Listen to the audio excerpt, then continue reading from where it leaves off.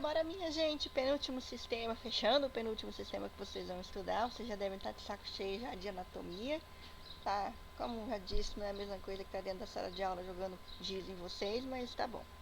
Então, para fechar essa parte do sistema endócrino, agora a gente vai ver a tireoide, a paratireoide, as suprarrenais, o pâncreas, gônadas e outros tecidos que também produzem hormônios no nosso corpo. Bora lá então, glândula tireoide.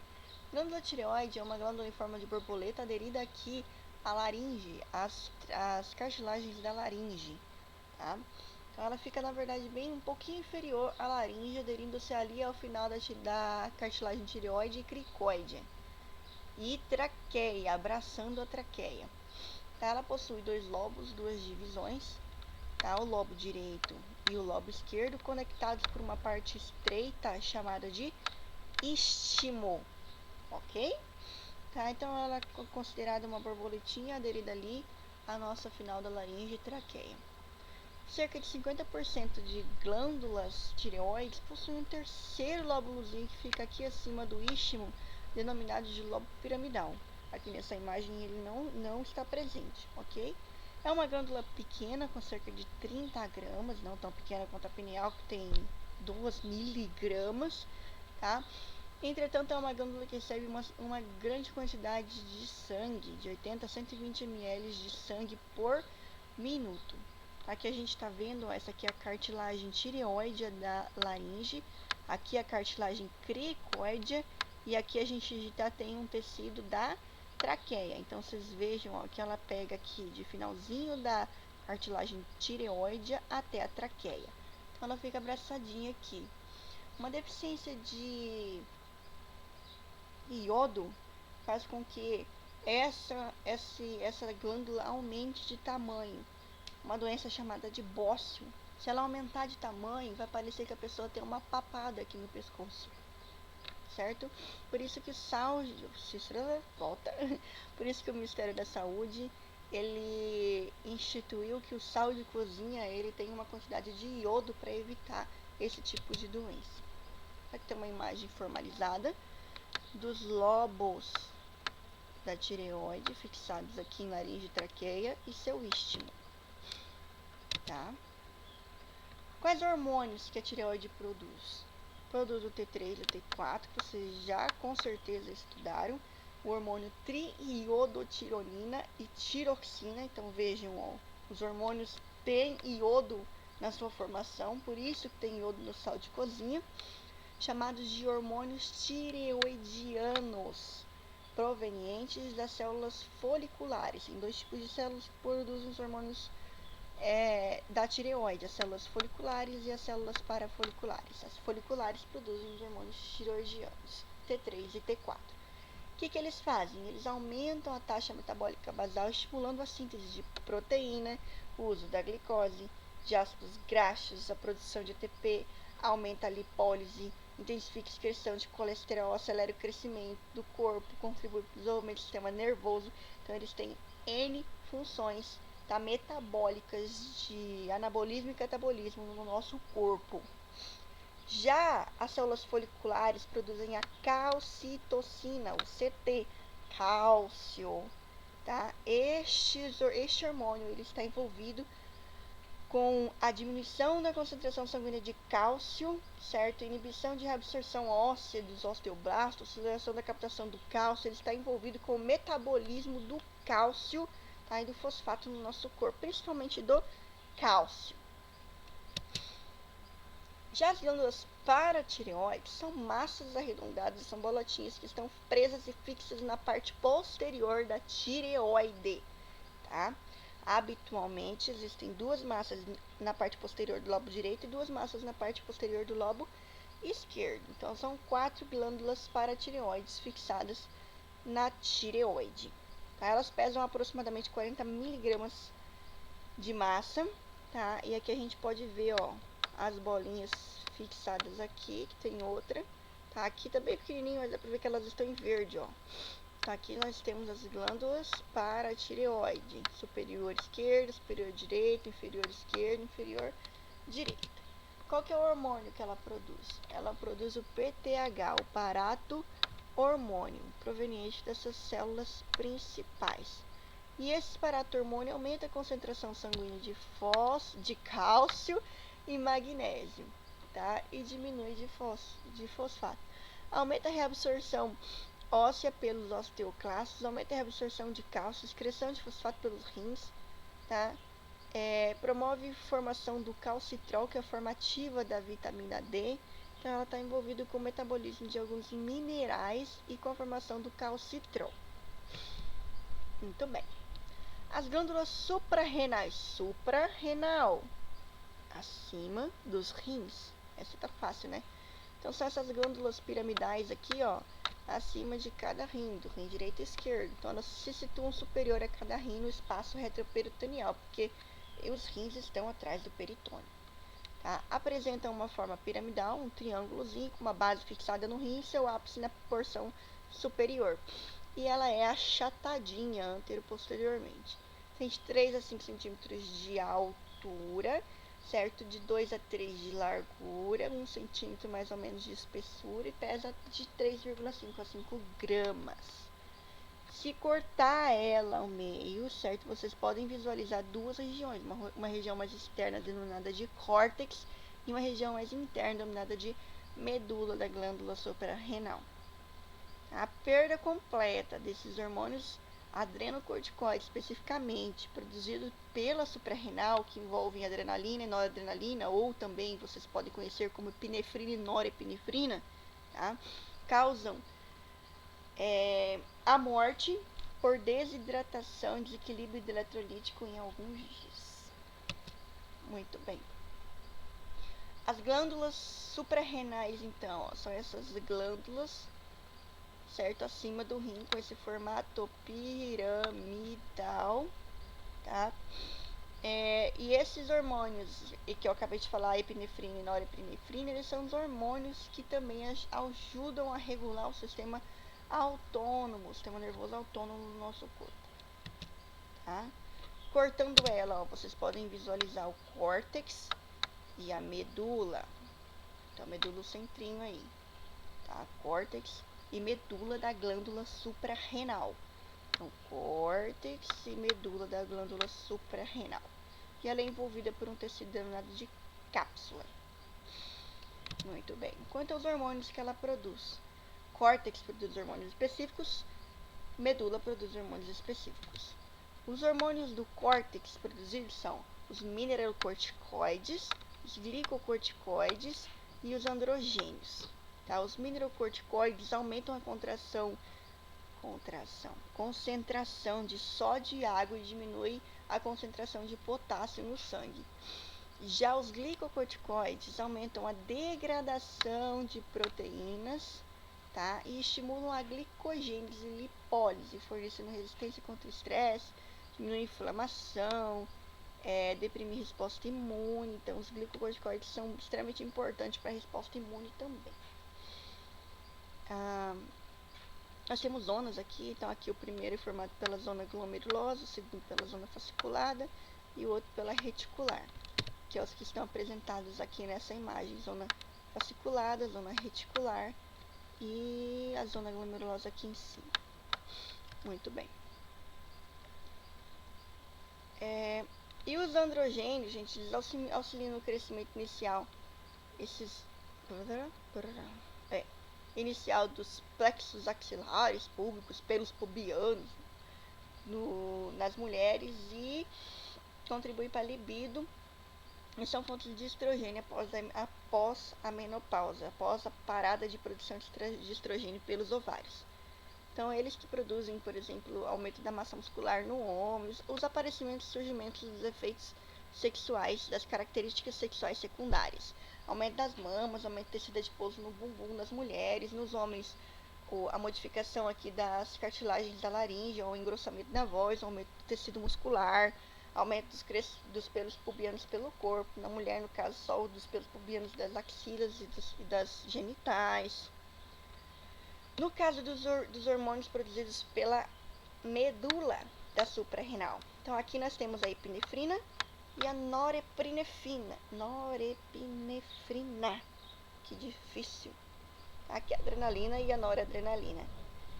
Elas são produzidas pelas células cromafins, tá? E os seus efeitos, entre eles, intensificam aqueles efeitos do sistema nervoso simpático, da divisão autonômica, de uma resposta ao estresse, certo? Então, aceleração do coração, aceleração da respiração. Então, essas alterações no corpo que são em resposta a uma situação estressante. Sudorese. Muito bem. Pâncreas. É um órgão compridinho, de 12 a 15 centímetros de comprimento. É achatado, considerado uma glândula mista porque ele produz hormônios endócrinos que vão cair na corrente sanguínea e também produz substâncias que vão cair dentro do trato gastrointestinal para digestão. Por isso que ele é misto, tá? Localizado posteriormente, ligeiramente inferior ao estômago, tá? Então a porção fica inferior, outra porção fica extremamente após o estômago. E ele tem 3 partes, tá? É a cabeça, o corpo e a cauda. Aproximadamente 99% das células do pâncreas, ele tem um ducto principal aqui no meio, ó. 99% das células desse pâncreas são denominadas de ácinos, e esses ácinos são responsáveis por produção do suco pancreático, tá? Esse suco pancreático é a parte exócrina, e não tem a ver com a endócrina, ele tem a ver com a parte da digestão, que vocês viram lá no sistema digestório. Aqui a gente vai ver a parte endócrina. Então, os outros 1% do pâncreas, eles estão espalhados, tá? Formando de 1 a 2 milhões de minúsculas aglomerações entre esses ácidos, né? E eles são denominados de ilhotas pancreáticas ou ilhotas de Langerhans, tá? Essas ilhotas pancreáticas, aqui está o pâncreas, olha só. Ele é achatadinho, compridinho. Aqui a gente tem a caudinha dele, o corpo dele, a cabeça dele, tá? Não aparece o ducto aqui desenhado? Não aparece, mas enfim, tá? Não aparece. Dentre essas ilhotas pancreáticas, a gente tem 4 células que vão secretar hormônios. São as células alfa, beta, delta e as células F, tá? As células alfa, elas vão produzir o glucagon. As betas, a insulina. As deltas, a somatostatina. E a F, o polipeptídeo pancreático proveniente das células F das ilhotas pancreáticas. Muito bem. Tá? O glucagon e a insulina, eles estão diretamente relacionados com a concentração, tá? A diminuição ou aumento da concentração da glicose no sangue. O glucagon especificamente vai aumentar a concentração de glicose no sangue, tá? Porque ele vai estimular a decomposição de glicogênio lá no fígado em glicose e a liberação dessa glicose no sangue, ok? Ao contrário, a insulina, isso aqui acontece, gente, quando a glicose sanguínea no sangue abaixa. Então a gente pensa aí na digestão. A gente come um monte de carboidrato. Esse carboidrato, finalmente ele é quebrado em glicose para ser absorvido e vai para o sangue. Quando a gente come, então, há um pico de elevação de glicose no sangue. Tem muita glicose no sangue. Essa glicose não pode ficar no sangue assim de forma aumentada. Então, nós entramos com a insulina, tá? E a insulina pega essa glicose, gruda ela e leva ela lá pro fígado para converter essa glicose em glicogênio, certo? Glicogênio. Então, ela vai diminuir a concentração de glicose no sangue. Quando essa concentração de glicose no sangue baixou muito, a gente ficou muito tempo sem comer, nosso sistema nervoso depende de glicose. Então, nunca pode não ter nada de glicose no sangue. Para manter esse feedback, nós temos esses 2 hormônios. Baixou demais, aumenta a produção de glucagon. Glucagon daí vai pegar esse glicogênio formado no fígado, vai quebrar em glicose de novo e mandar para o sangue. E assim vai acontecendo sucessivamente, quando a gente vai comendo, quando diminui a glicose e etc e tal, para manter esse feedback. Isso só é descompensado quando tem algum problema metabólico, tá? Que daí envolve as diabetes do tipo 1 e do tipo 2. Aí a gente tem problema em relação a essas concentrações de glicose. E isso pode ou não, dependendo da diabetes, não, do tipo 1, que tem problema, nessas células aqui na produção desses hormônios, tá? A somatostatina é um hormônio que regula o glucagon e a insulina. Então, ele inibe a secreção de insulina e de glucagon e diminui a absorção de nutrientes pelo trato gastrointestinal. Tá? Já o hormônio polipeptídeo pancreático inibe a secreção da somatostatina e a contração da vesícula biliar, secretando as enzimas pancreáticas digestivas lá no intestino delgado para que ocorra a digestão. Tá? Então, esses são os 4 hormônios do pâncreas. Agora a gente vai ver as gônadas. Gônada masculina, feminina, os ovários, masculino, os testículos. Os ovários vão produzir o estrogênio e a progesterona, que são os hormônios gonadotróficos, certo? Estes hormônios, eles regulam os ciclos reprodutivos femininos, regulam a ovulação, eles mantêm a gravidez, regulam o ciclo de menstruação da mulher, tá? Reparam glândulas mamárias para lactação, promovem desenvolvimento e manutenção de características sexuais femininas, então desenvolvimento das mamas, desenvolvimento de tecido adiposo em locais específicos do corpo feminino, como o bumbum, tá? Glúteo. Outro hormônio, a relaxina. Tá? O próprio nome dele está dizendo, é um hormônio que aumenta a flexibilidade da sínfise púbica durante a gravidez. Ele deixa essa cartilagem entre os dois ossos do púbis mais maleável, para que auxilie na dilatação, no aumento do colo, dessa abertura, tá? Para a passagem do bebê durante o parto. Já a inibina, ela inibe a secreção de FSH lá pela hipófise, tá? Deixa eu ver. Agora a gente vai para os testiculares. Nos testiculares nós temos a testosterona, tá? A mulher também tem testosterona, porque os andrógenos produzidos a suprarrenal incluem a testosterona, só que o nível de testosterona na mulher é muito pequeno em relação ao nível de testosterona no homem, que é produzido pela suprarrenal e pelos testículos, ovários, tá? Então, testículo. As testosteronas estimulam a descida do testículo antes do nascimento para baixo, então o bebezinho ele nasce com o testículo já em descida da cavidade abdominal pélvica para o saco escrotal, tá? Regula a formação do espermatozoide, promove o desenvolvimento e manutenção das características sexuais masculinas secundárias, tá? Produção de pênis, engrossamento de voz, aumento da massa muscular, etc. e tal. E a inibina inibe a produção do FSH lá pela hipófise. Dentre os outros tecidos endócrinos, nós temos o trato gastrointestinal produzindo a gastrina, o polipeptídeo insulinotrópico dependente da glicose, secretina e colestoquinina, CCK.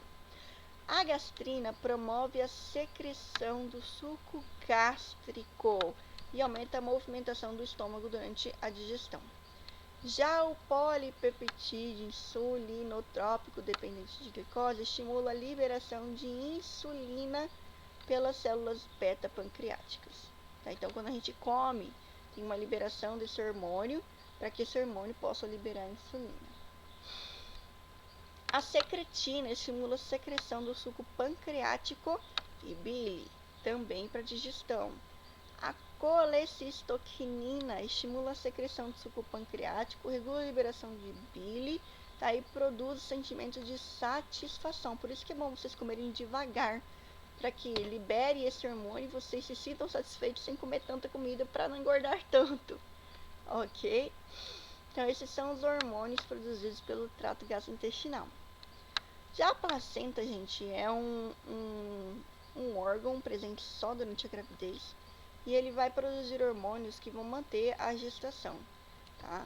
Então, a gonadotrofina coriônica humana, o HCG, que é aquele que dá o bendito do positivo no teste de gravidez. Então, eles estimulam o corpo lúteo no ovário a continuar a produção de estrogênio e progesterona para que não ocorra a menstruação, certo? Ou seja, não ocorra um aborto. o estrogênio e progesterona, tá? Então eles também produzem esse hormônio para manter a gravidez e ajudar na preparação das glândulas mamárias. Então o sistema reprodutor da mulher enquanto grávida não pode deixar baixar a progesterona e estrogênio, porque se baixar também estimula a menstruação ou um aborto. Somatotrofina coriônica humana, que estimula o desenvolvimento das glândulas mamárias para lactação.